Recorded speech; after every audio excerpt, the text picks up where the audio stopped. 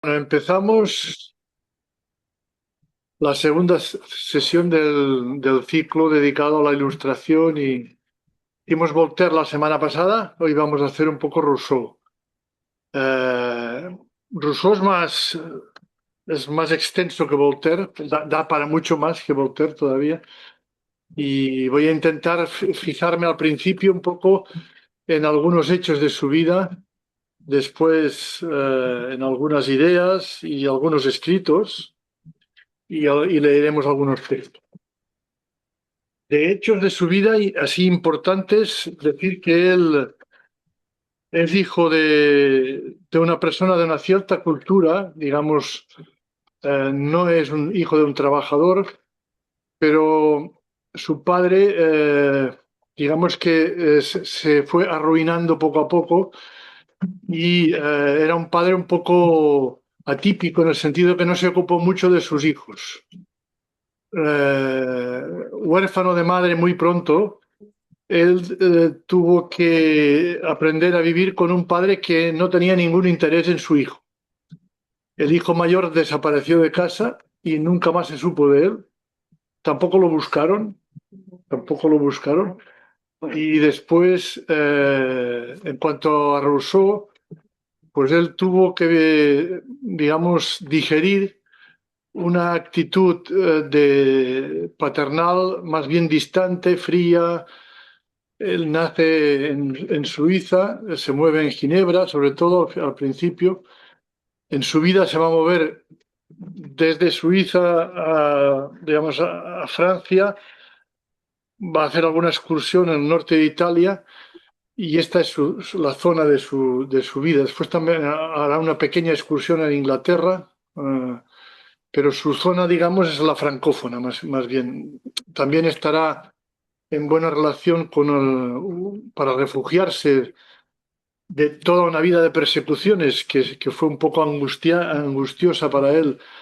En algún momento puntual estará en zona germánica, en la zona de una zona, un pequeño principado que hay tocando a Suiza, donde él se va a refugiar, Neuchâtel. Él vivirá ya una temporadita para protegerse de las persecuciones. Será un auténtico nómada que irá de exilio en exilio, asilándose en cada, sobre todo a partir de 1562, va a vivir una vida muy inestable, pero su principio de vida inestable fue su propia familia, porque su padre le puso a trabajar como aprendiz de artesano con un grabador y este grabador le torturó, le explotó a los 14, 15 años. Y él, pues, que era una persona muy impulsiva, Rousseau, ahora veremos cómo era, eh, y más ni menos cogió y se fue, huyó estaba interno en casa del grabador, del artesano este, y se largó y se fue a vivir cerca de donde estaba con una familia de campesinos. O sea que después empezó a rotar por diferentes sitios hasta que fue a parar a casa de una señora que será muy importante en su vida, que se llama Madame de Varens.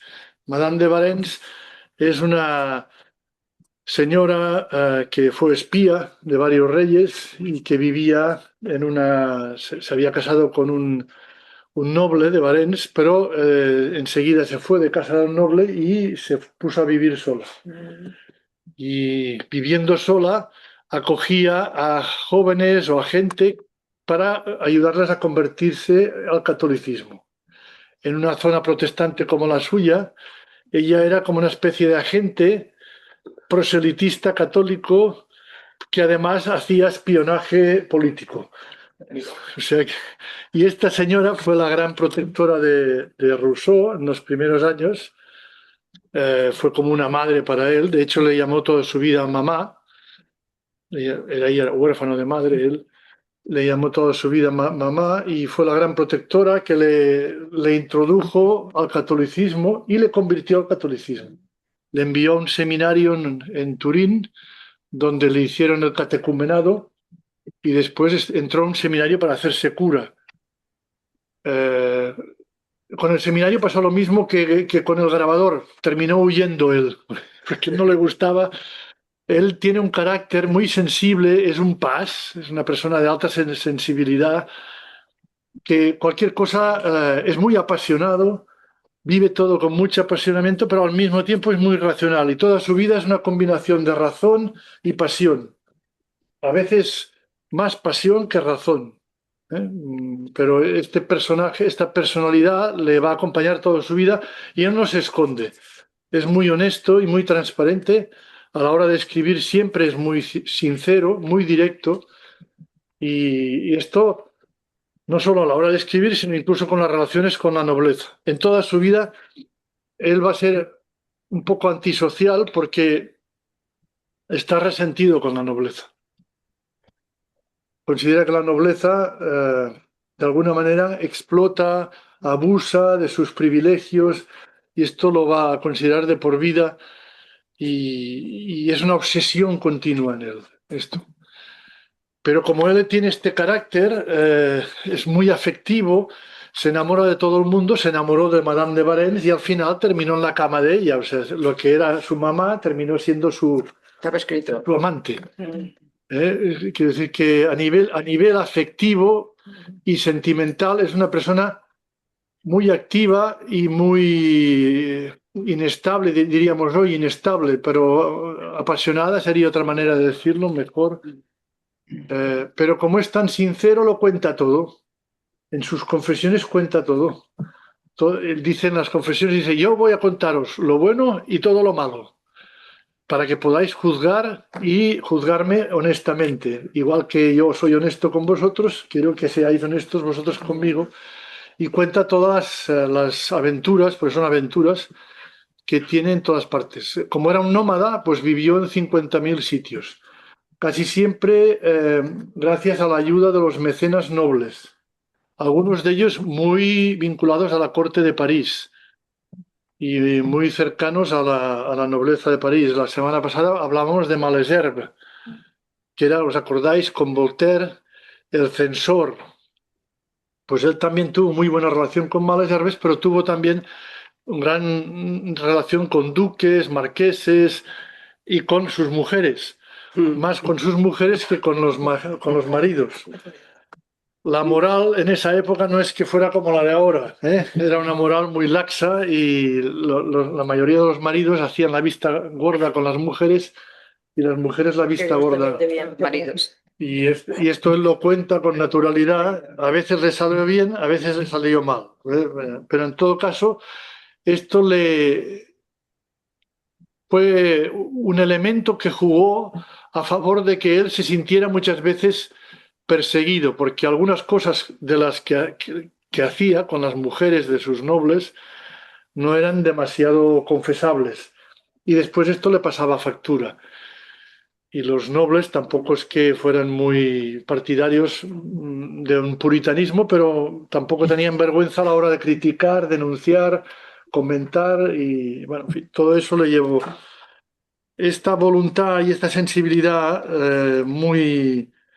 le hizo muy dependiente de los nobles, pero también de sus amigos, porque como era tan sensible, creó una red de amistades entre las cuales hubo muchas traiciones, puñaladas traperas, etcétera, etcétera. Y esto le provocó grandes problemas de relación. A medida que veía que le pegaban puñaladas traperas, él se volvía cada vez más misántropo y cada vez más se refugiaba en una vida de retiro. Para compensar los disgustos que tenía, reequilibraba su alta sensibilidad con la necesidad de encontrar una vida más tranquila, más reposada, más campestre, dice él. Bueno, él fue de familia protestante. ¿Tuvo hijos? Tuvo 5 hijos. La historia con los hijos es un poco problemática. Él, en mitad de todas estas aventuras, estuvo con Madame de Varens muchos años, prácticamente 13, 14 años, pero después cogerá una pareja que es una lavandera, una mujer de la limpieza, de la cual se enamora y él solo le dice una cosa: yo voy a estar siempre contigo, pero nunca me voy a casar contigo. Y así cumplió, estuvo toda la vida con ella, pero no se casó con ella, pero la dejó embarazada 5 veces. 5 veces. Los 5 hijos los puso en el hospicio. Madre mía. Es que claro que hay pocas. Los 5 hijos. Después se arrepentirá y pedirá perdón en repetidas ocasiones por haber puesto a sus 5 hijos en el hospicio. Como es muy, muy sincero y muy noble, porque eso sí que es cierto, es muy transparente, noble, sincero, directo, campechano, todo lo que queráis, en el sentido, pero un poco irresponsable y maduro. Él reconoce su inmadurez, su irresponsabilidad, pero él la justifica, él da explicaciones. Dice que dejó a sus hijos en el hospicio porque la mujer y la suegra no tenían el nivel cultural que tenían en el hospicio, y que los hijos en el hospicio saldrían mejor que con la mujer y la suegra y con él, porque él frecuentaba mucho los señores nobles de la corte y todo eso, y que sus hijos de hecho 2 mujeres de la nobleza le ofrecieron rescatar a sus hijos y él se negó, porque él creía que la educación de los nobles era peor que la de los hospicios en la Francia de la época. Según él, ¿eh? Esto es la explicación que él da. Ahora, si la creemos o no, es otra historia. O sea, que has repetido esquemas, lo que el padre hizo con él, más o menos. Sí, repitió esquemas, lo que el padre hizo con él, lo hizo él con sus hijos. Después hubo un intento de recuperar a los hijos, pero ya no los encontraron. En fin, él tampoco dijo explícitamente: aunque los recuperáramos, ahora ya no sería lo mismo porque no hemos estado con ellos. Bueno, con la vida que llevaba, yo dudo mucho que hubiera podido cuidarse de sus hijos, porque era un nómada auténtico, con todas las Pero igual habrían tenido el cariño de una madre. Eso sí, sí, eso sí. Y de la abuela. Y de la Y de abuela. la abuela, aunque la abuela se convirtió en una espía contra él después. Los amores de abuelas y tal debía ser muy complicado. Sí, la abuela, la relación con la mujer, él dice que fue muy, muy positiva y muy buena, y que pero la relación con la abuela, con la suegra, con la suegra fue muy mala, porque la suegra se puso a espiar a favor de los enemigos de Rousseau. Si nos fijamos en la pizarra, Rousseau tenía 2 grandes enemigos. Él era un bicho raro, Rousseau, porque estaba en el camino del medio, en una sociedad francesa muy polarizada. Y él estaba en el medio de los católicos muy identitarios.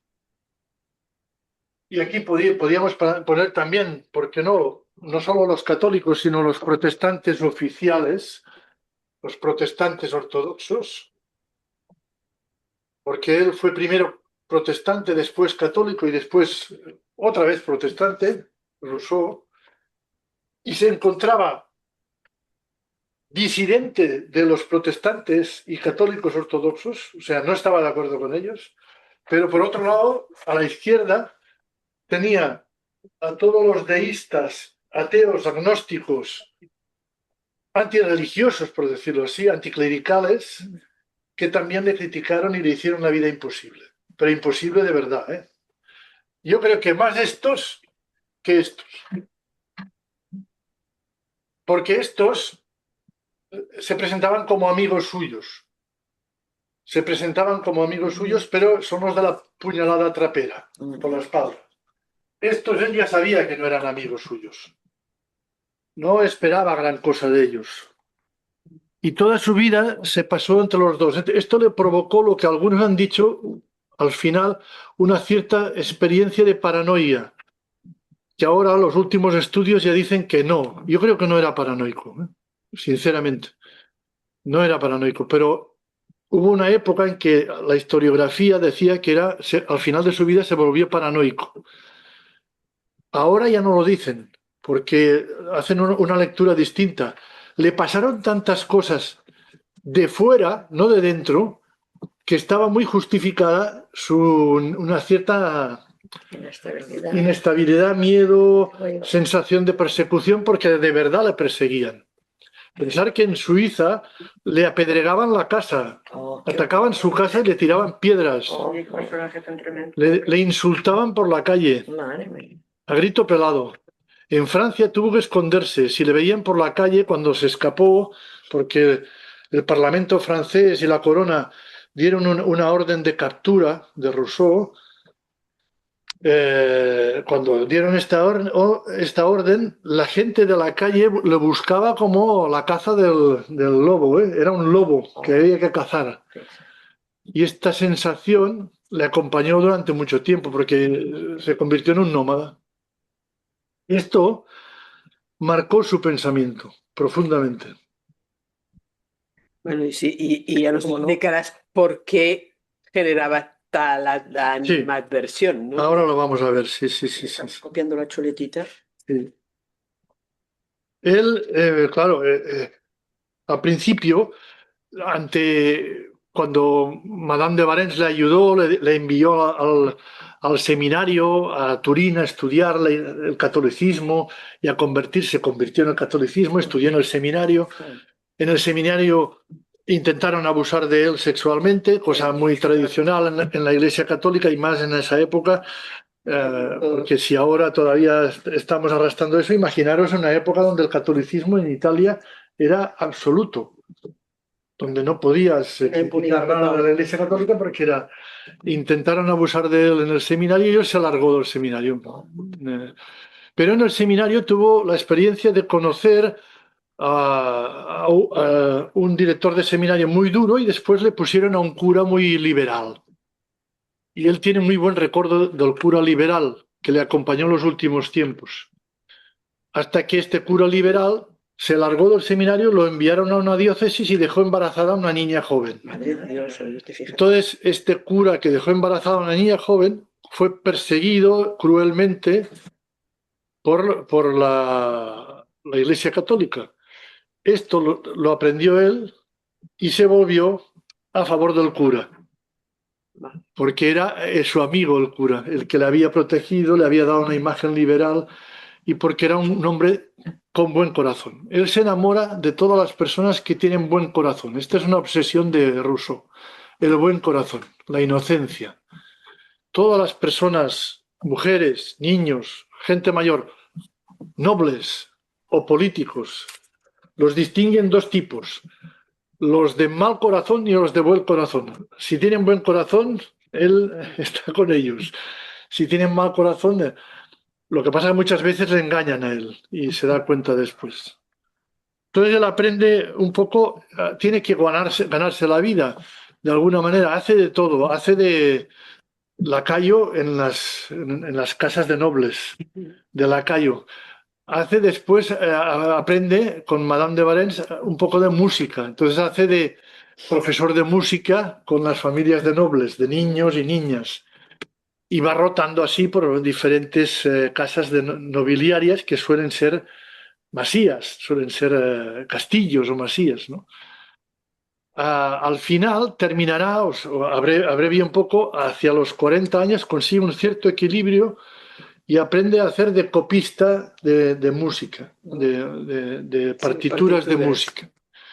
Y junto con esto, cuando él empieza a ganarse la vida copiando partituras, él empieza a escribir. Ah, tita, ahí está el problema. Cuando él empieza a escribir está el problema. El problema por qué le persiguen, que decía hasta ahora, es cuando él empieza a escribir. Hasta que él no escribe no hay problemas de persecuciones. Máximo maridos.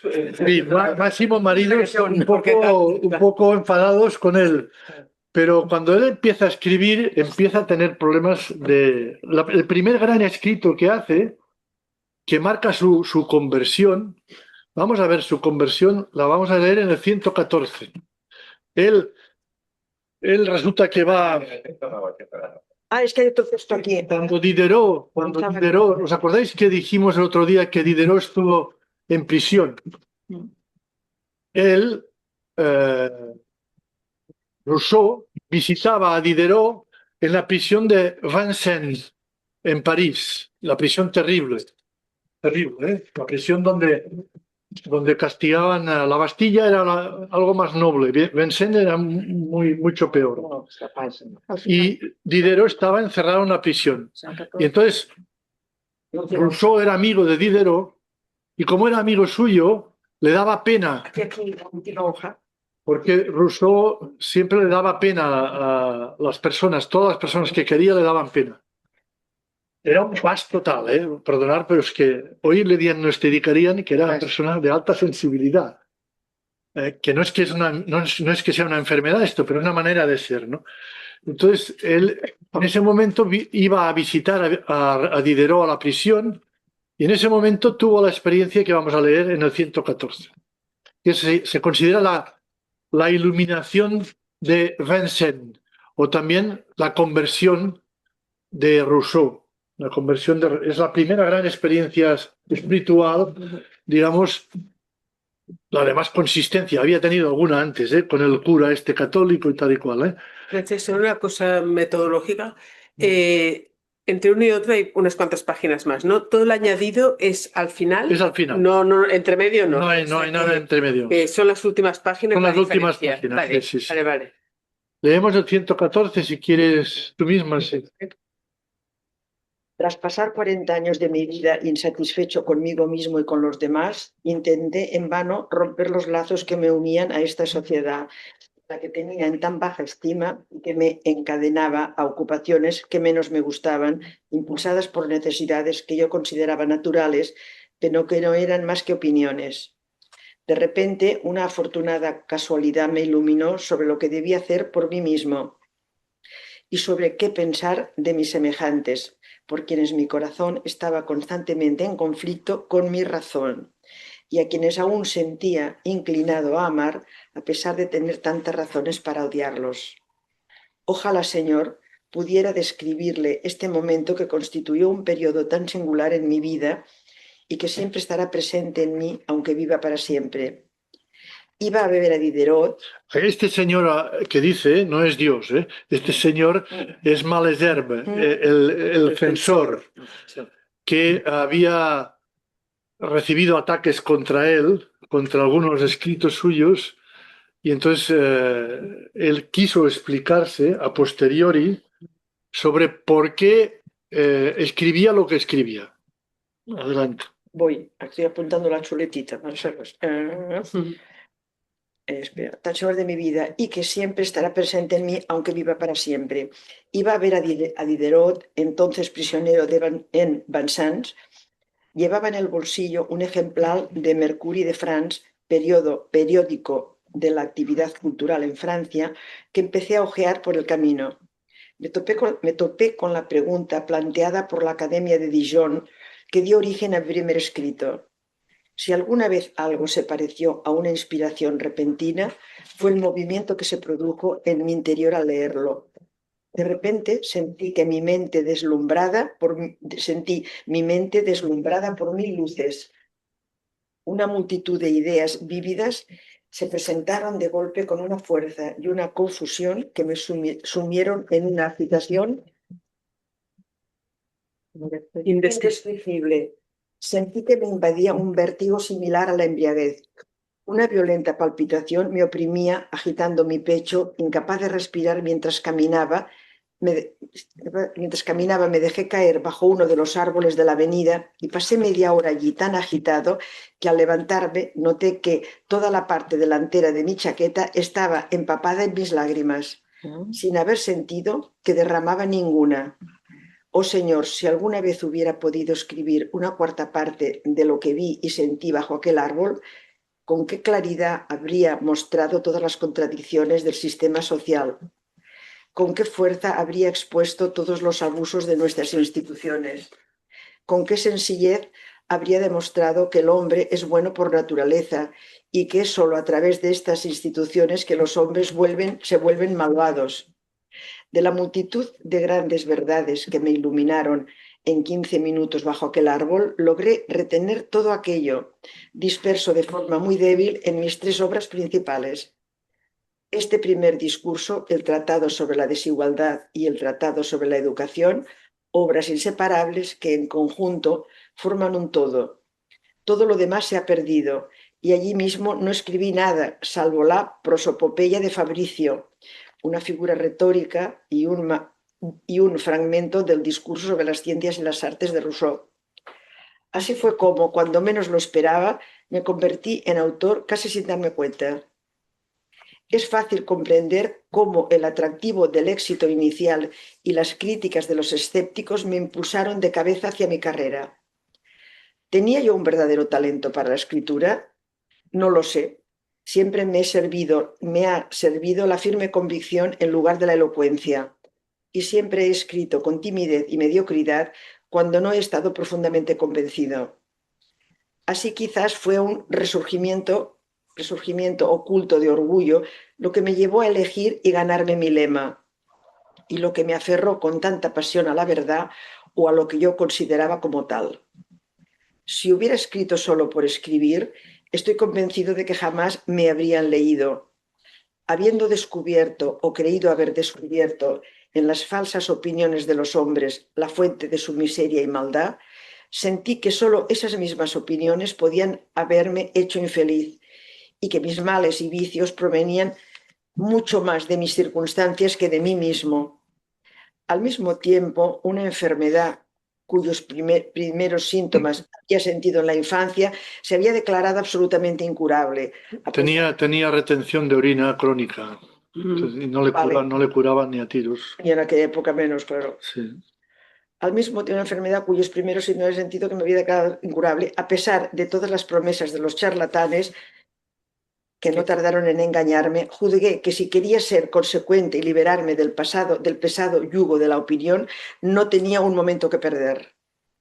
Tomé mi decisión abruptamente y con considerable valentía, y la he mantenido bastante bien hasta ahora con una firmeza cuyo valor solo yo puedo apreciar verdaderamente, porque solo yo conozco los obstáculos que he enfrentado y aún tengo que luchar cada día para mantenerme constantemente contra la corriente. Soy muy consciente, sin embargo, de que me he desviado un poco en los últimos 10 años, pero si tan solo considerara que me quedan 4 más de vida, me veríais dar un segundo impulso y al menos volver a mi nivel anterior, para no volver a caer jamás. Porque todas las grandes pruebas han terminado y ahora me está demostrado por experiencia que el estado en el que me encuentro es el único en el que una persona puede vivir bien y feliz, ya que es el más independiente de todos y el único en el que uno nunca se encuentra para su propio beneficio en la necesidad de dañar a los otros. Vale, ya veis aquí varias cosas, ¿eh? Este hombre no escribe por escribir, escribe para denunciar las injusticias. La experiencia esta, que es una experiencia espiritual, clarísimamente, está connotada por la necesidad de la denuncia social. Cuando él vive esta experiencia que dice que llora y no se da cuenta que llora, que está delirando, que está fuera de sí, que tiene muchas ideas, 1000 luces, dice él, todo esto para decir al final, no, es que tengo que denunciar, he visto claramente que hay que denunciar. ¿Y qué hay que denunciar? Vamos a ver un poco ahora aquí en la pizarra, os lo voy a explicar. Aquí tenéis las principales obras que son, de alguna manera, el paradigma de esta denuncia, ¿eh? El primer discurso que hace es del concurso de la Academia de Dijon. Él se presenta al concurso ¿y qué hace aquí? En el concurso le dicen que explique cómo las ciencias y las artes ayudan a mejorar las costumbres. ¿Qué hace él? Lo contrario. Dice, las ciencias y las artes empeoran las costumbres. Le da la vuelta. Porque las ciencias y las artes es la manera de vivir de la nobleza francesa, que ha llevado a la explotación de los más pobres y al abuso, a la falta de libertad, a vivir solo pendientes de la autoridad de la Iglesia y de la tiranía. Claro, esto lo dice, lo escribe, todo esto lo escribe. Claro, ya empezamos a ver por qué le van a perseguir. ¿A quién ataca? A la Iglesia y a la realeza y a la nobleza. Estamos hablando de Luis XV, después de Luis XIV. Estamos preparando también la Revolución Francesa, porque este señor, diciendo todo lo que dice aquí, es el alma mater de la Revolución Francesa. No es que él estuviera de acuerdo con lo que hicieron los revolucionarios, que no, porque fue mucho después. Pero sí que estaba sembrando. La segunda gran obra que hace es un discurso sobre el origen y el fundamento de la desigualdad humana, que es donde dice lo del buen salvaje, que también sale en el Emilio, que el hombre por naturaleza es bueno y la sociedad lo corrompe. Ya lo ha apuntado aquí, lo ha apuntado aquí. Claro, si tú dices que el hombre, el ser humano es bueno y la sociedad corrompe, estás cargando, estás denunciando la injusticia social. Porque lo primero que dices es que esta sociedad en la que vives está basada en la desigualdad. En la desigualdad. Y ahora lo veremos, porque veremos algunas citas. Pero sí que sea interesante que lo veamos ahora. Seguiremos con lo de los libros, ¿eh? Te voy a marear un poco hoy. Hay un momento en donde se ve que él, sí, en el número 100, vamos a leer un poco lo de la sensibilidad social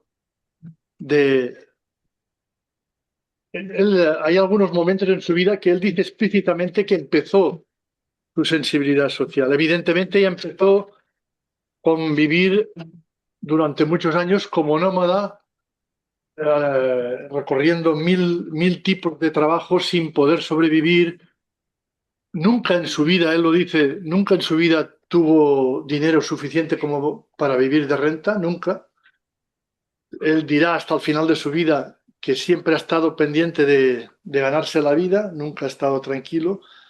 Y esto le crea una mentalidad de que aunque trabajes, no puedes sobrevivir en una sociedad injusta. Y esto lo tiene muy claro. Vamos a leer el 100, si quieres tú mismo. Voy para allá, que descanse Dora. Sí, sí. Un día, entre otras cosas, tras desviarme camino de Lyon, deliberadamente para observar más de cerca un lugar que me pareció admirable, me quedé tan absorto en él y di tantas vueltas que terminé completamente perdido. Después de varias horas de vagar infructuosamente, agotado y muriéndome de sed y hambre, entré en la casa de un campesino cuya vivienda no era precisamente bonita, pero era la única que vi en los alrededores. Pensé que era como Ginebra o Suiza, donde todos los habitantes acomodados pueden ofrecer hospitalidad. Le pedí que me diera de cenar a cambio de dinero. Me ofreció leche desnatada y grandes panes de cebada, diciéndome que era todo lo que tenía. Bebí la leche con gusto y me comí el pan, paja y todo, pero apenas era sustento para un hombre exhausto por el cansancio. Este campesino que me observaba juzgó la veracidad de mi historia por la veracidad de mi apetito.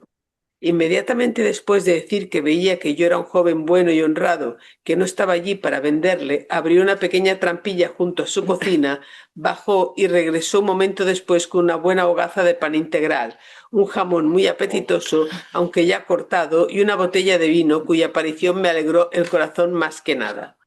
A esto le añadió una tortilla bastante gruesa y tuve una cena como la que ningún soldado raso había probado jamás. Cuando llegó el momento de pagar, su ansiedad y sus temores regresaron. No quería mi dinero, lo rechazó con extraordinaria agitación, y lo gracioso era que no podía imaginar qué era lo que tanto temía. Finalmente pronunció con un escalofrío esas terribles palabras de funcionario estatal y rata de bodega. Me dio a entender que escondía el vino por los impuestos, que escondía el pan por la talla y que sería un hombre perdido si alguien sospechara que no se moría de hambre. Todo lo que me contó sobre este tema, del que no tenía ni idea, me impactó profundamente. Aquello fue la semilla de ese odio inextinguible que desde entonces ha crecido en mi corazón contra las aflicciones que sufren los desdichados y contra sus opresores. El campesino es el que le genera lo que él llama odio, que es la indignación ante la injusticia.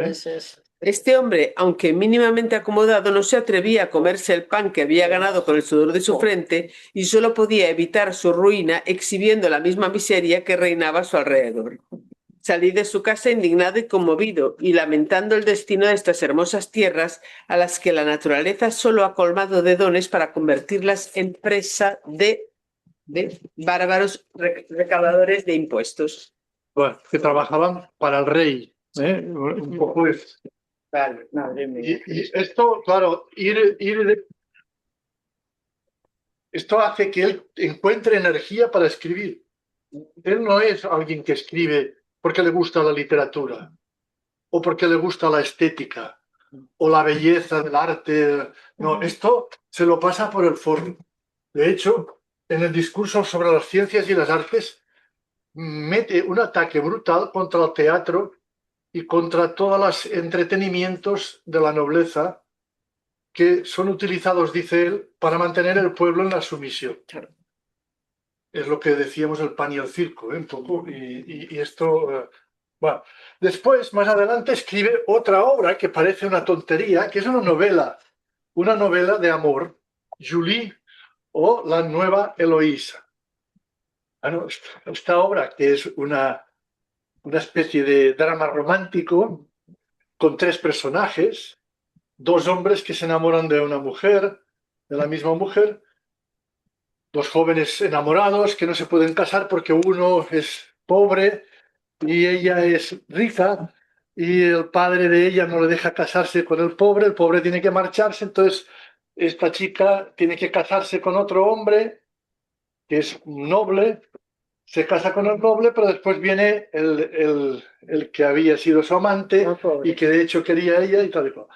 Y al final termina la obra, os hago de spoiler, con que los tres viven juntos. En armonía, está bien. En armonía, pero sin relación. La relación sexual es la pareja del el noble con un noble, pero el chico joven que había sido el amante se convierte en el padrino de los niños.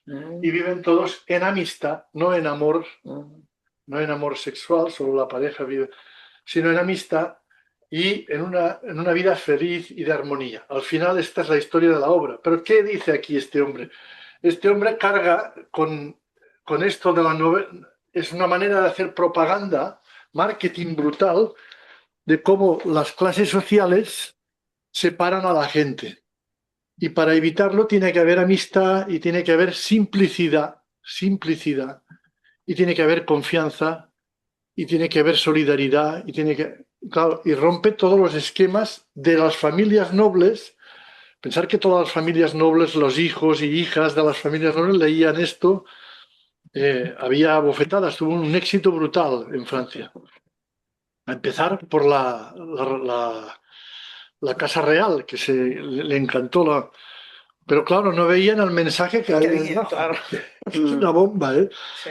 Y esto fue, bueno, era un poco las reglas del status quo contra el corazón, la sensibilidad, el romanticismo de la juventud, de la belleza, pero que era antisistema, digamos. Lo que después se ha vivido desde siempre, desde que, bueno, es un poco la mezcla que en Rousseau siempre estuvo presente de la racionalidad con la pasión que se integra. Y esto marcó después también la importancia que tuvo esta obra en todo el romanticismo, por ejemplo, en Goethe y en todas las corrientes románticas hasta hoy, gracias a esta obra. Que en el fondo es el estado de naturaleza y el estado de sociedad, la sociedad y la naturaleza. Primero la sociedad y la naturaleza están enfrentados, nobleza contra jóvenes enamorados.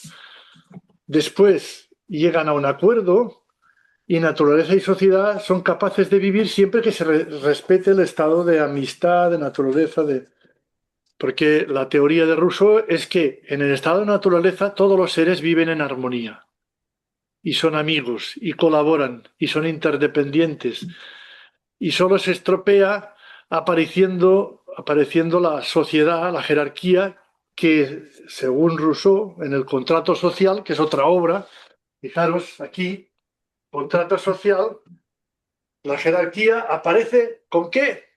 ¿Con qué aparece la destrucción de la igualdad en la sociedad? Con la propiedad privada. Ah, vale.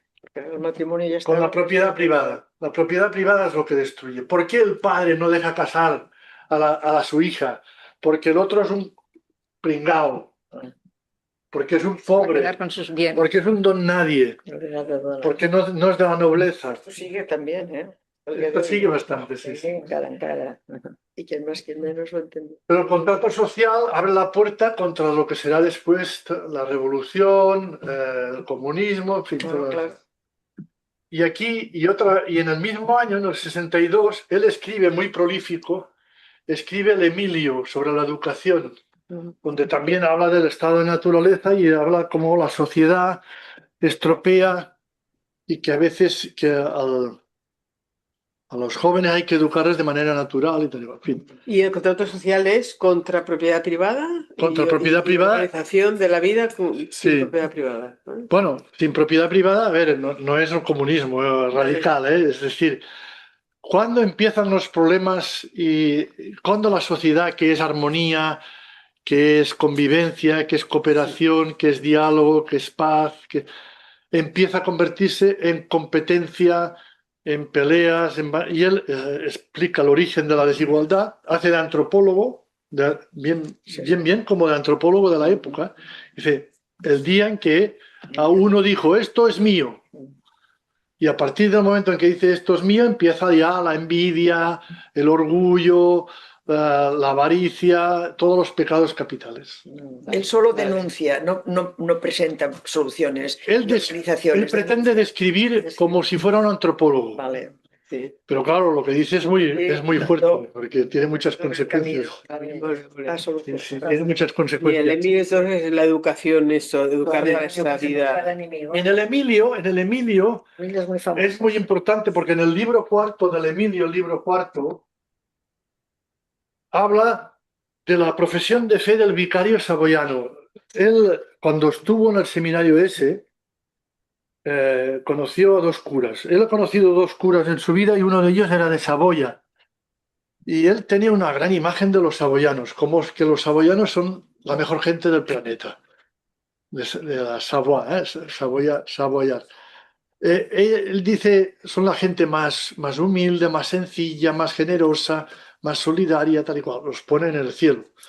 Pero es que además, en este libro, coge a dos personajes que él había conocido en vida, que eran dos curas católicos, los junta en el personaje del vicario este y hace una profesión de fe que en el fondo es su fe católica o su fe religiosa, que no es ni tan solo católica ortodoxa, y dibuja su religión natural. La religión natural de Rousseau está puesta en boca del vicario saboyano, un cura, un sacerdote de Saboya que habla con una persona, con Emilio, y le explica en la montaña, mirando los paisajes de los Alpes, le explica, ante la belleza magnificente del paisaje de los Alpes, le explica cuál es la religión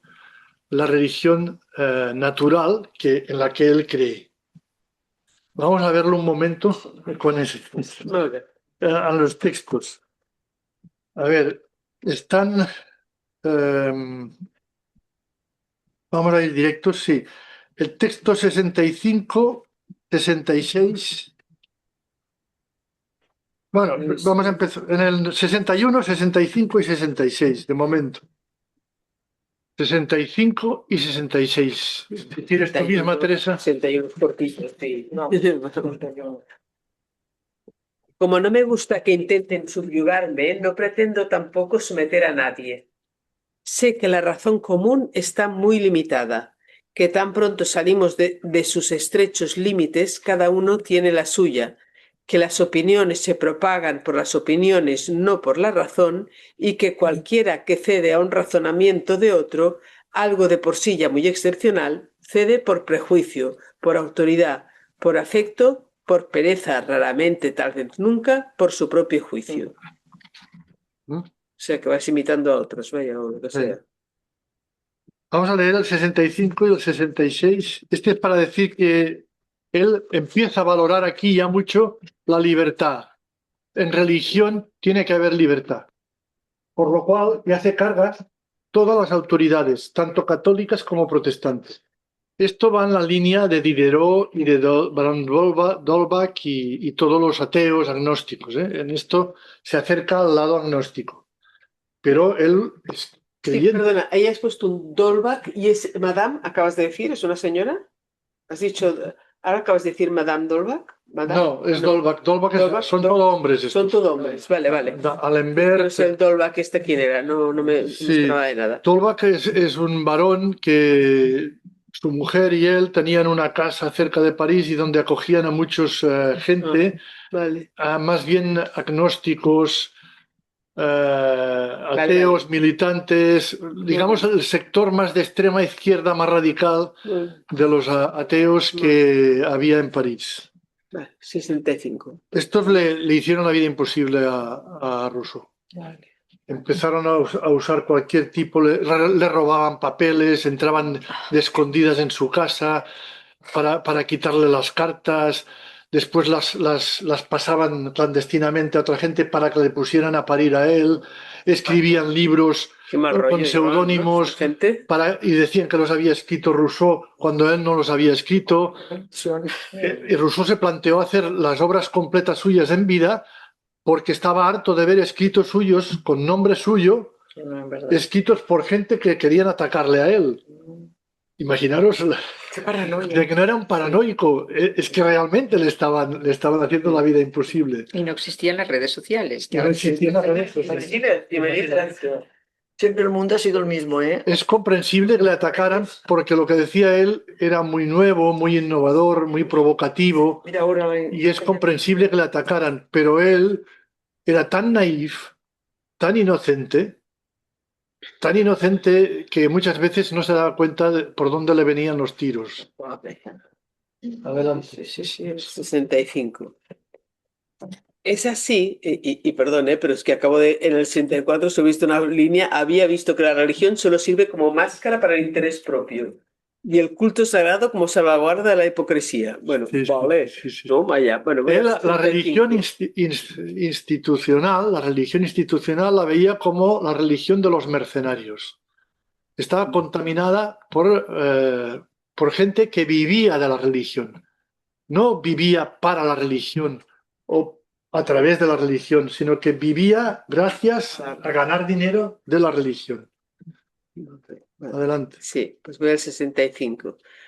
Es así que contemplando a Dios en sus obras y estudiándolo a través de las de sus atributos, que para mí era importante conocer, logré ampliarlos y aumentar gradualmente la idea, al principio imperfecta y limitada, que tenía de este inmenso ser. Pero si esta idea se ha vuelto más noble y más grande, también es menos proporcionada a la razón humana. Mientras me acerco en espíritu a la luz eterna, su brillo me deslumbra, me perturba y me veo obligado a abandonar todas las nociones terrenales que me ayudaban a imaginarlo. Dios ya no es corpóreo y sensible. La suprema inteligencia que gobierna el mundo ya no es el mundo mismo. Levanto y fatigo en vano mi mente para concebir su esencia. Cuando pienso que es ella quien da vida y actividad a la sustancia viva y activa que gobierna los cuerpos animados.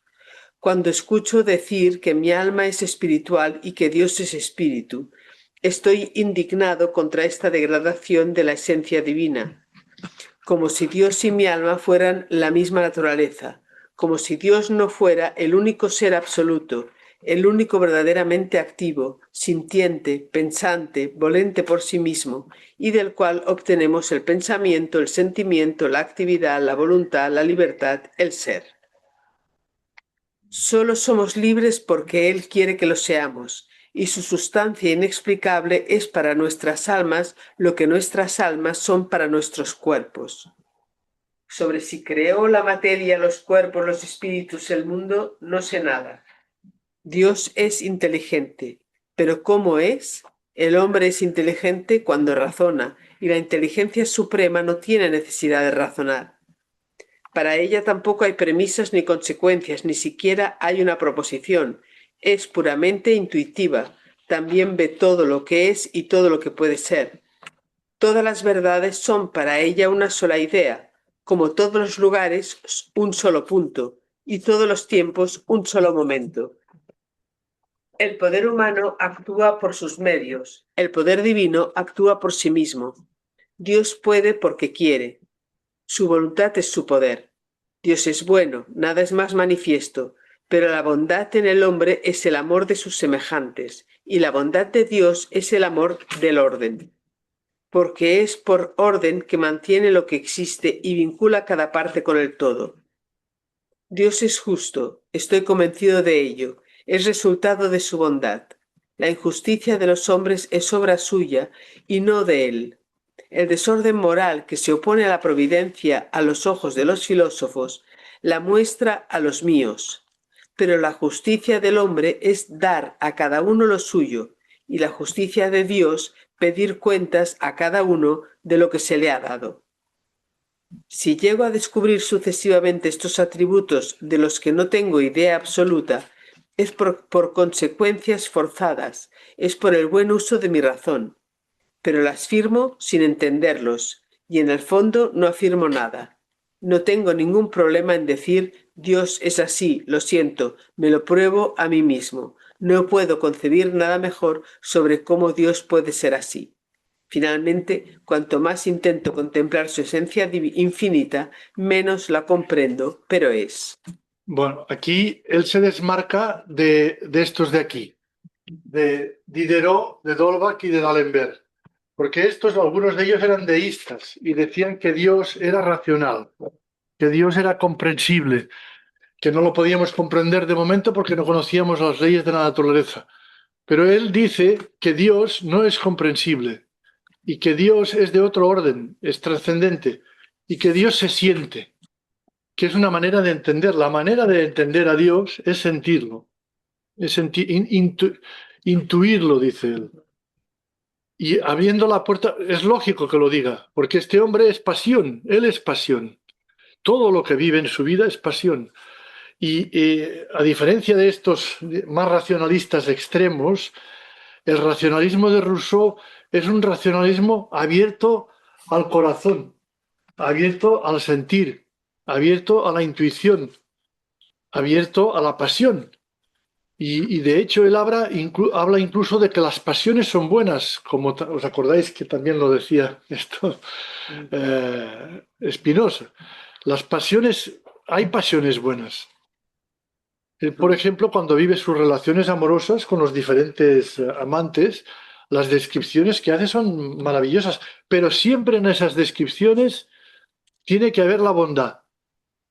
Si no hay bondad, si no hay honestidad, no hay amor. Es decir, no es el libertinaje, no es el libertinaje de los de extrema izquierda, de Baron Dolbach. Estos sí que no tienen, muchos de ellos no tienen formas, sobre todo, digamos que Dolbach y algunos de ellos eran libertinos, puros libertinos.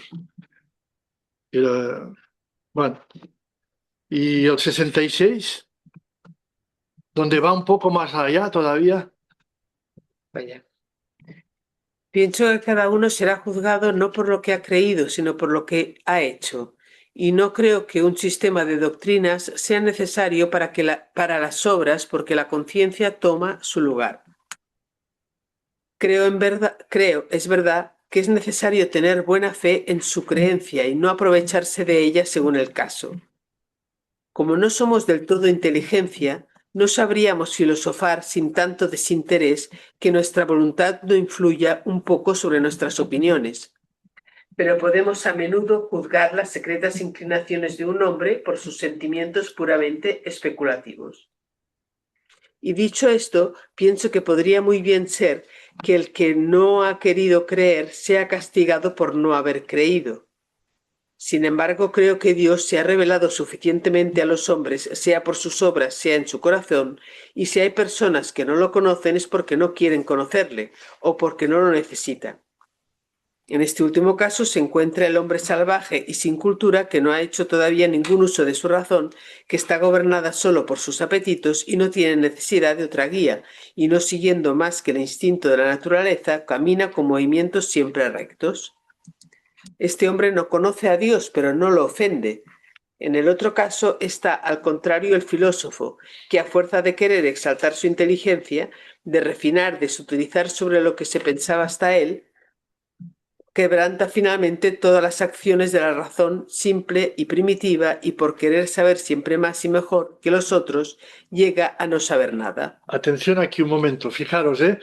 El filósofo son estos. Estos son los filósofos para él. En cambio, él es un racionalista simple. La razón simple. No la sofisticada razón, que además en gran parte lo considera él elitista, porque aquí también está Voltaire, ¿eh? Aquí también está Voltaire. Otro que podíamos poner aquí es Voltaire. Es una razón de la nobleza, de los bienestantes, de la gente que tiene una situación económica. Porque más, por lo que has explicado, o sea, él tampoco estudió filosofía ni nada. No. Esto es lo que le va surgiendo de su mirada hacia la sociedad, y Exacto. lo que sea, ¿no? No es... Él aprende sobre todo, yo creo que donde más aprende es en la calle, Sí, porque se vale. pasó media vida caminando y En cambio, de los que discuten sobre teorías y tal, pasa y le parece una inutilidad. exacto, sí, Una sí, gran sí. inteligencia de observación, ¿no? No, él es más bien lo que diríamos una persona que cultiva mucho la inteligencia emocional, aunque muchas veces la sufra, ¿eh? La sufra, porque la sufre. Quizá... Digo, bueno, me quedo ahí, sigo, ¿no? El hombre a la vez razonable y modesto, que sería él. Es él, claramente. Claro, Él razonable y modesto. y él se siente representante de la gente sencilla, de la gente humilde. El entendimiento del cual, ejercido pero limitado, sin sus límites, se incluye en él, encuentra en estos límites la noción de su alma y la del autor de su ser, sin poder ir más allá de ellas para poder volver estas nociones claras y contemplar tan cercanamente la una y la otra como si fuera un espíritu puro. Entonces, prendido de respeto, se detiene y no toca en absoluto el velo, contento de saber que el ser inmenso está debajo. He aquí hasta qué punto la filosofía es útil a la práctica. El resto no es más que una especulación ociosa para la que el hombre no ha sido de ninguna manera hecho y en la cual el razonador moderado se abstiene y en la cual no entra el hombre vulgar. Este hombre, que no es ni un bruto ni un prodigio, es el hombre propiamente dicho, el medio entre dos extremos y que conforma a los 19 veinteavas partes del género humano. Descubro en el juicio interno una salvaguarda natural contra los sofismas de mi razón. Este sentimiento interior es el de la misma naturaleza, es su llamada ante los sofismas de la razón, y lo que lo prueba es que no habla nunca tan fuerte como cuando nuestra voluntad cede con más complacencia a los juicios que ella se obstina en rechazar. Creo que nunca nos engaña y que es la luz de nuestro débil entendimiento cuando queremos ir más lejos de lo que podemos concebir.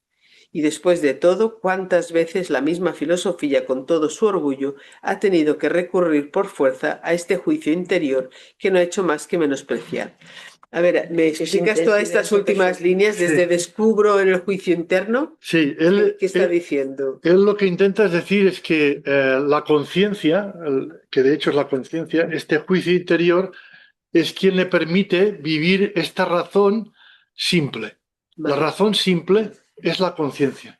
O sea, cuando uno ve las cosas muy complicadas, no puede conocerlo todo, no puede esperar a saberlo todo, a agotar la racionalidad hasta el extremo para decidir las cosas de su vida normal y corriente de cada día. Y tiene que echar mano de la luz interior, que es esta conciencia que le permite ver lo que tiene que hacer en cada momento. Que es una conciencia que ya os digo que es la conciencia del corazón, ¿eh? Corazón y conciencia aquí van unidos. ¿Eh? Es decir, es un equilibrio entre la razón, racionalidad y el buen corazón. Y eso es la conciencia. Vale. Y esto, bueno, esto lo va repitiendo muchas veces. Sí, está basada en esta religión natural, está basada en el libro de la naturaleza. Perdona, Francesc, Sí. aquí muchos de los textos son cartas. ¿Y estas cartas son de este volumen de cartas desde la montaña o no? No, ¿Hay compilación? no. No. Hay muchos. Hay muchas cartas por Hay aquí, muchos por allá más. y Sí, ya sí. está. Vale. Aquí, siguiendo un poco en esto, Es que muchas que estás poniendo que son muy interesantes son cartas.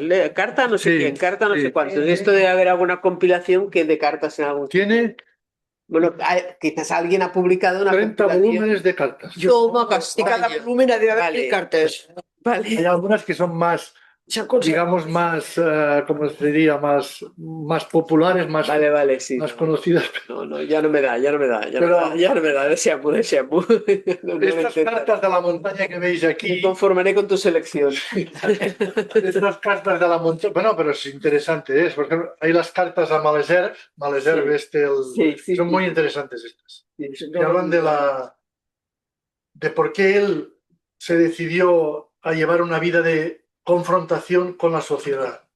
¿Por qué decide, Sí. a pesar de que lo intuye, entre las dos opciones que tenía, tener una vida muy tranquila y una vida complicada, decide la vida complicada? ¿Por qué lo decide? Él lo explica ya.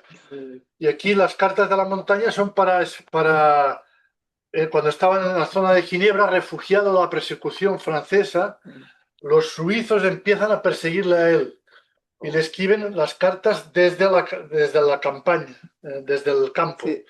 Y él entonces Les contesta desde la Contesta. montaña. carta de la montaña, porque esto de la montaña era un barrio de Ginebra que en este barrio vivía la gente que eran más partidarios de la participación política y menos de la oligarquía protestante de Ginebra. Entonces las cartas desde la montaña es un alegato en favor de la libertad de conciencia y de la democracia o el sistema de participación política. Por eso las cartas de la montaña le llevaron también muchos problemas. Y de hecho tendrá que marchar de Suiza por culpa de este libro. Porque él escribía libros y al cabo de un mes o dos ya tenía que marcharse por lo que había escrito. Pero él lo escribía igual, o sea, en ese sentido. ¿Qué decide él, esto que has dicho, esta confrontación entre vivir tranquilo o esta denuncia? ¿Por qué lo decide en sí? Esto en lenguaje Quiero decir religioso, en dos palabras. en lenguaje religioso sería porque el celo de Yahvé lo empuja más allá de su racionalidad. Y además de eso, Si no lo dices, si no lo dices por su indignación, vale, él no resiste la injusticia social. vale. Y dice, yo aunque pase mi vida amargado y tenga que terminar solo, voy a denunciar todas las Pero injusticias. tiene un coraje bestial. Sí. Y por eso, fijaros, aquí estamos viendo en estos textos cómo ya empieza a aparecer la conciencia, la luz interior, la Vale. libertad. Y cada vez más aquí, fijaros, Vale. en las confesiones, que es ya al final, empieza ya a salir la presencia de la religiosidad natural en el interior del ser humano.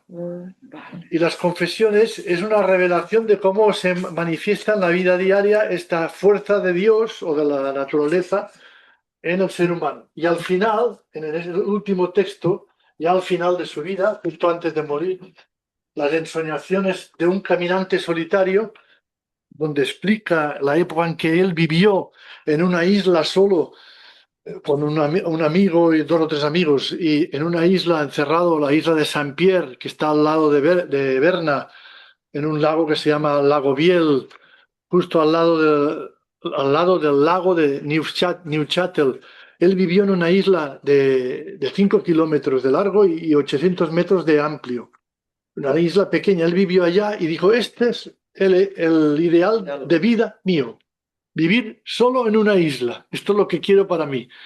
De ahí tiene las grandes explicaciones y descripciones de cómo esta religión personal, esta, digamos, él le llama reforma personal, se va convirtiendo cada vez más en una experiencia de la divinidad en la naturaleza, que es una divinidad interior, que está en su corazón.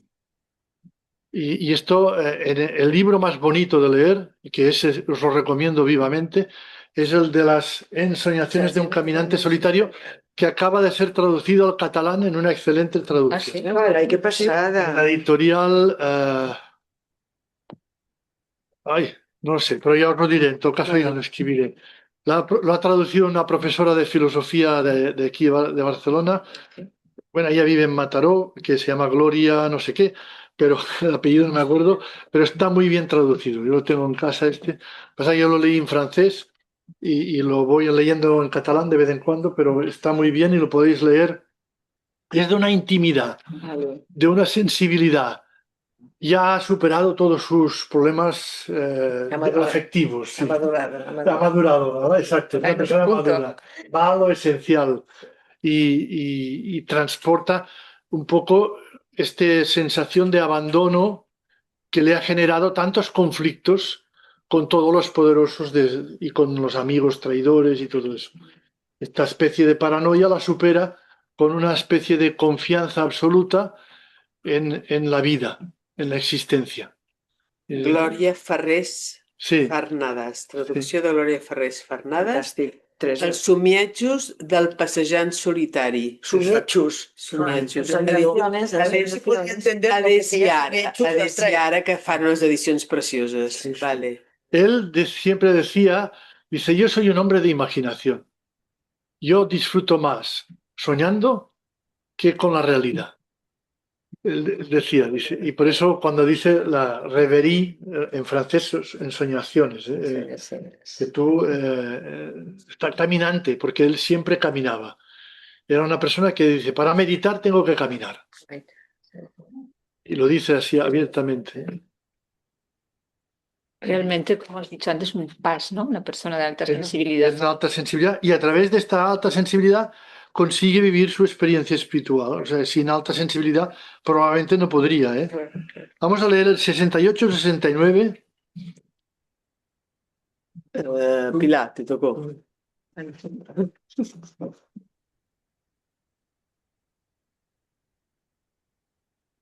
En mi presentación solo se muestra la religión natural. Resulta extraño que se necesite otra. No confundamos el ritual religioso con la religión misma. La adoración que Dios exige es la del corazón. Y esta, cuando es sincera, siempre es uniforme. Dios desea ser adorado en espíritu y en verdad. Este deber corresponde a todas las religiones, a todos los países, a todos los pueblos. En cuanto a la adoración externa, si debe ser uniforme por el bien del orden, eso es simplemente una cuestión de control. No se necesita ninguna revelación para ello. ¿Buscamos entonces la verdad con sinceridad? No demos importancia al derecho de nacimiento ni a la autoridad de los padres y pastores, sino recordemos al examen de conciencia y de la razón todo lo que nos han enseñado desde nuestra infancia. Bien podrían gritarme, somete tu razón, pero por mucho que diga quien me engaña, necesito razones para someter mi razón. La fe se afianza y fortalece con el entendimiento. La mejor de todas las religiones es, infaliblemente, la más clara. Quien carga el culto que me predica con misterios y contradicciones, me enseña, precisamente por eso, a desconfiar de él. El Dios al que adoro no es un Dios de tinieblas.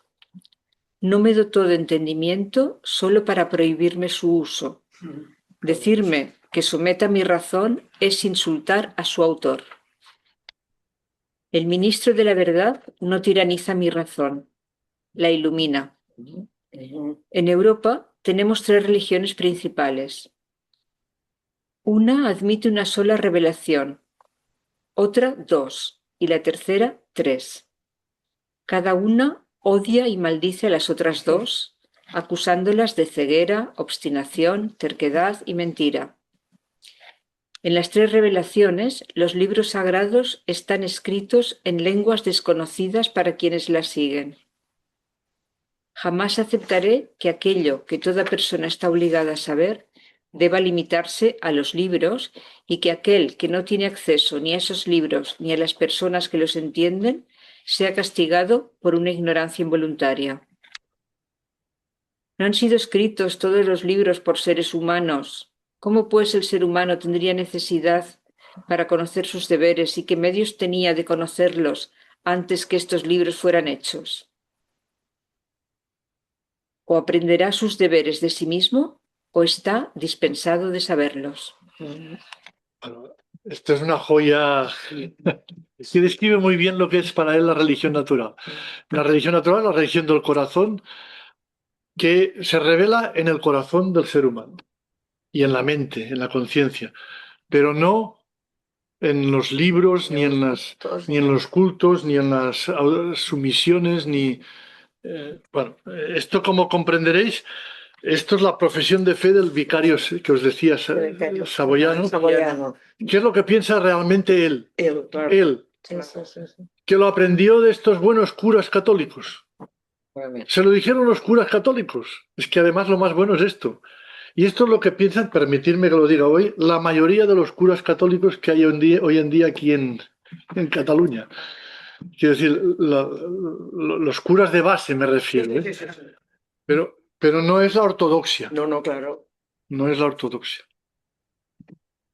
Hay muchos más textos, no estaríamos aquí mucho tiempo, pero yo pienso que como no tenemos mucho tiempo, aparte que podáis leerlo en casa, me gustaría a ver, aquí tengo apuntado leer todos, pero no tengo tiempo. Vamos a leer esto de admiración por la naturaleza que está en el texto 72 y el 94. 72 y 94. Y ya está, y vamos a terminar aquí porque no. 94. Ellos se cargaban, él no le gustaban los dogmas a él, de ninguna manera. La religión de los dogmas la consideraban antinatural. Lo consideraban antinatural, ¿eh? Voy al 72, ¿vale, Pilar? No encuentro un homenaje más digno a la divinidad que esta admiración silenciosa que suscita la contemplación de sus obras. Comprendo cómo los habitantes de las ciudades, que solo ven muros, calles y crímenes, tienen poca fe, pero no puedo entender cómo la gente del campo, y especialmente la solitaria, no puede tenerla. ¿Cómo es posible que su alma no se eleve 100 veces al día en éxtasis ante el autor de los prodigios que les asombra? Para mí, sobre todo cuando me levanto, debilitado por el insomnio, una larga costumbre me lleva a estas elevaciones del corazón que no imponen el cansancio del pensamiento. Pero para ello mis ojos deben quedar impresionados por el deslumbrante espectáculo de la naturaleza. En mi habitación rezo menos y más secamente, pero al ver un hermoso paisaje me conmuevo sin poder decir qué. Leí que un sabio obispo, mientras visitaba su diócesis, encontró a una anciana que por toda oración solo podía decir «Oh». Él le dijo «Madre buena, continúa orando así siempre. Tu oración es mejor que la nuestra. Esta mejor oración también es la mía». Con el sentido de vivir. Y ahora, si quieres tú misma, 74, que está aquí al lado. 74. 74. Sí. A 74. Recuerdo perfectamente que durante mi corta prosperidad, estos mismos paseos solitarios que para mí son hoy tan deliciosos, me resultaban insípidos y aburridos. Cuando estaba con alguien en el campo, la necesidad de hacer ejercicio y respirar aire fresco, a menudo me hacían salir solo y escapando como un ladrón, salía a caminar por el parque o por el campo. Pero lejos de encontrar allí una calma feliz que experimento hoy, llevaba allí la agitación de ideas vanas de quien me había mantenido ocupado en el salón. La memoria de las empresas que del mundo empañaba... La memoria de las empresas que había dejado en ese lugar alimentaban en la soledad los vapores de la autoestima, y el tumulto del mundo empañaba ante mis ojos la frescura de las arboledas y perturbaba la paz del retiro. Se me daba bien huir a lo más profundo del bosque. Una multitud no deseada me seguía a todas partes y me velaba toda la naturaleza. Fue solo después de haberme desprendido de las pasiones sociales y de su triste cortejo que la encontré de nuevo con todos sus encantos. Él durante toda su vida, como vivió mucho en salones y con nobles y con mucha la gente le hacía mucho la pelota por ser un gran escritor, por ser un gran... Él escribió también una comedia, hay una opereta que se representó y tuvo mucho éxito. El rey le ofreció incluso darle una paga de por vida y él rechazó la paga de por vida. No le gustaba a la gente porque le distraían de esta experiencia de soledad con la naturaleza y de vivir la experiencia de la presencia de esta divinidad en el interior del ser humano y en la conciencia y de tener esta experiencia de la existencia. El 79 ha sido magnífico sobre la natura, Sí. como si estuviéramos... Y vamos a terminar con el 80, que ya veréis. Bueno, es cortito. No hay ni un ser en el universo que no se pueda de alguna manera mirar como el centro común de todos los demás, en torno al cual están ordenados de manera que todos son recíprocamente fines y medios los unos relativamente de los otros. El espíritu se confunde y se pierde en esta infinitud de relaciones donde ninguno no está confundido ni perdido en la multitud. Cuántas absurdas suposiciones para deducir toda esta armonía del ciego mecanismo de la materia movida fortuitamente. Bueno, esto es un poco lo de la interdependencia, pero visto con... Sí. Bueno, y yo pienso que ya está. Leer a Rousseau es un poco ver cómo la espiritualidad de la racionalidad no excluye el sentir hondo. Es decir, que el cultivo de la cualidad humana profunda tiene que ser racional, sí, es necesario, pero no es suficiente. Tiene que haber también el sentir profundo. Y el sentir profundo, y esto es una lección de Rousseau, pasa por la estructura psicológica de la persona. Si la persona es paz, lo hace desde su paz, desde ser paz. Él dice, yo no puedo rebelarme contra mi manera de ser. Yo tengo que trabajar desde mi conciencia. Y él dice, por eso escribe las confesiones, dice, quiero que sepáis lo miserablemente humano que soy. Y desde esta miseria humana, lo grandiosamente humano que soy. Y es bonito eso, decir, bueno,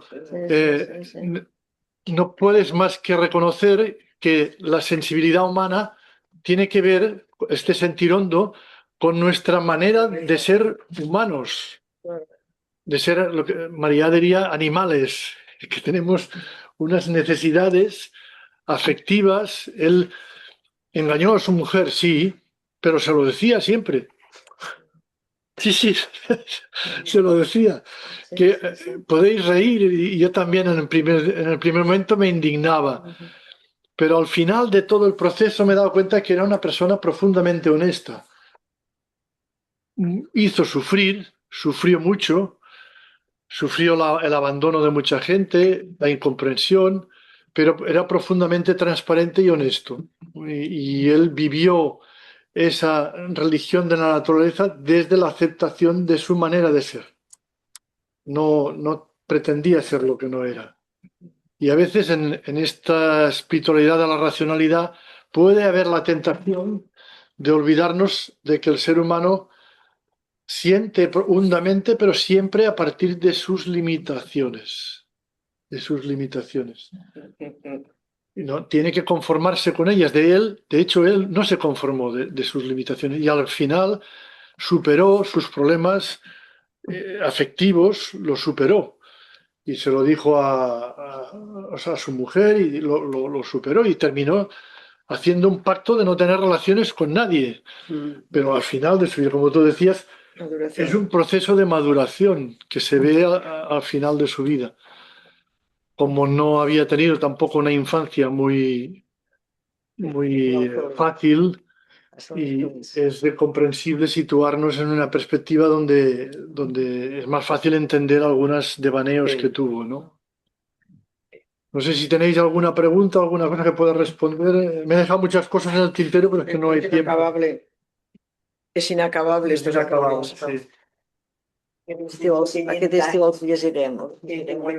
No os he dicho, porque ahora me Yo acuerdo que quería preguntarte, perdona, que sí, si esta religión, esta guía, ¿no? Ese juicio interior que dice él había leído estoicos, porque eso sí, sí, ¿verdad que sí? sí, Claro. sí, Porque habla de las opiniones, entonces dice, vale, pues tú puedes fiarte sí, de tu juicio interior, ¿no? sí, sí, había leído a Platón también, sí, sí, sí, sí, sí.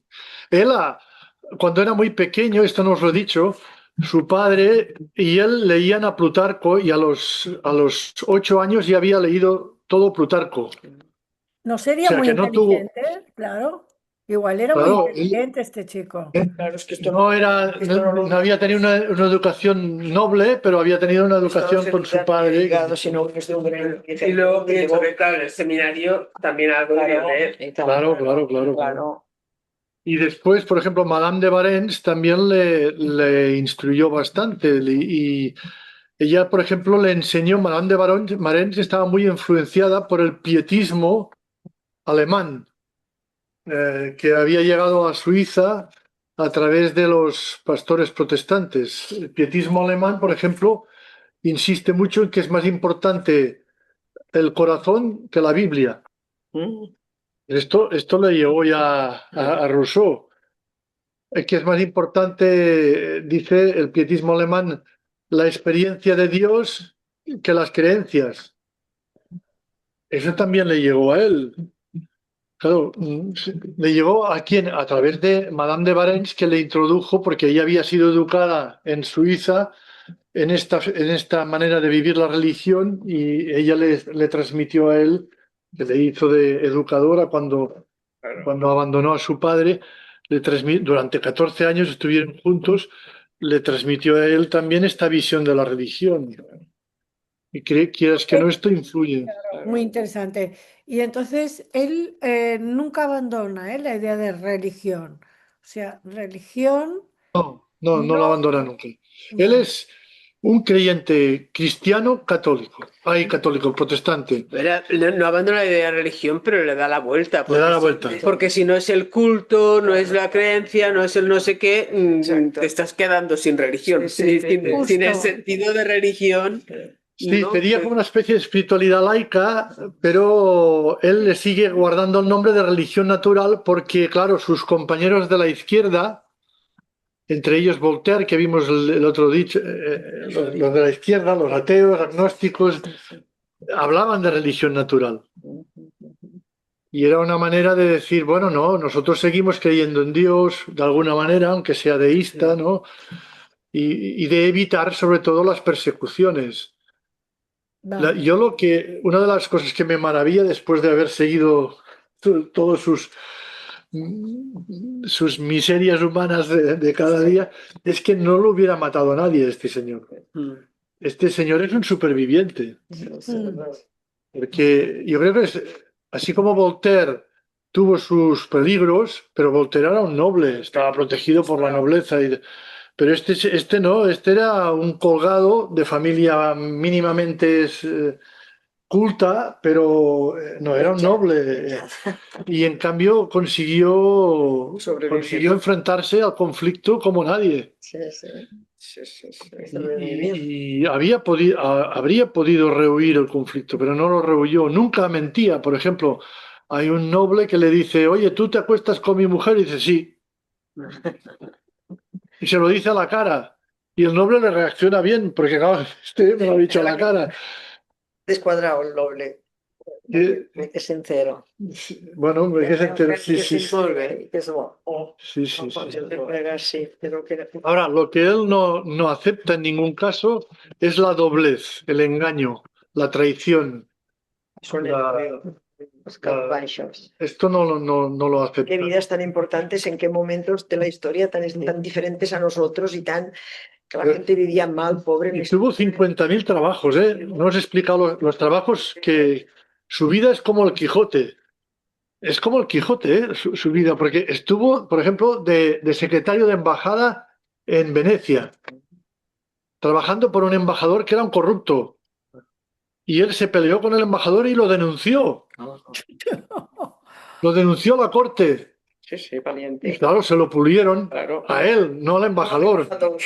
Este que pasaría hasta hoy. Se lo pulieron y tuvo que marchar por piernas y arruinado, porque le hicieron pagar una serie de cosas que tenía que haber pagado el embajador y se lo hicieron pagar a él. ¿Cuántos años debía tener cuando murió a Ojo de Buen del equipo? Él nació en el 1712 y murió en el 70. Y pico, 80, o tal. Sí, sí, sí, sí. Relativamente joven, claro, porque Sí. la gente no vivía tanto como ahora. No, no, no, no. Tiene felicidad de vida y además de Y murió en París con el apoyo de nobles cerca de París. Hermenonville es un parque que hay muy cercano a París, donde él siempre quería vivir rodeado de naturaleza, a los 66. Pero joven, Y vivió en el parque los últimos tiempos, pero después a él le convirtieron está en el Panteón de París. O sea, él y Voltaire están en el Panteón, considerados los padres de la patria. Y él siempre decía que se sentía francés, pero él fue siempre suizo. Pero él se sentía francés. Y en París es el padre de la patria francesa. Un suizo que es padre de la patria francesa. En fin, Molt bé. lo dejamos aquí. Gràcies. Interesante. Gracias. Muy bien. Ha sido una gozada el curso.